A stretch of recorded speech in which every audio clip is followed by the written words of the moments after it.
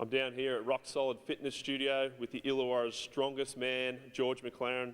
George, can you explain to me the strongest man competition briefly? Yeah, for sure. The strongest man the events entail the stones, the log, the yoke and the deadlift. Traditionally those lifts are the lifts most used in strongman. I can imagine there's some pretty horrific injuries that not only yourself have had, but other athletes have had at these competitions. Yeah, for some reason, strongmen worldwide, the tyre flip seems to get a lot of guys.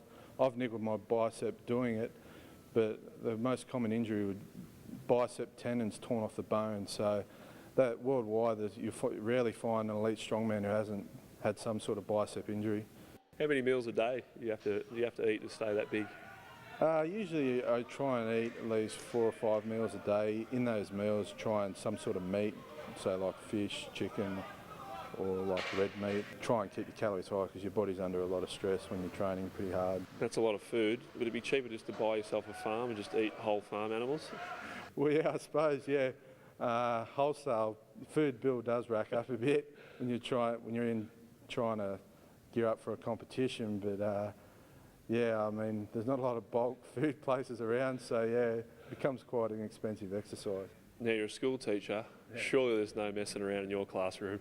The size, funnily enough, doesn't really have a lot to do with how well you can teach, so a lot of kids sort of work you out if you're a nice guy and they sort of play on that a bit, but yeah, I try and be firm but fair.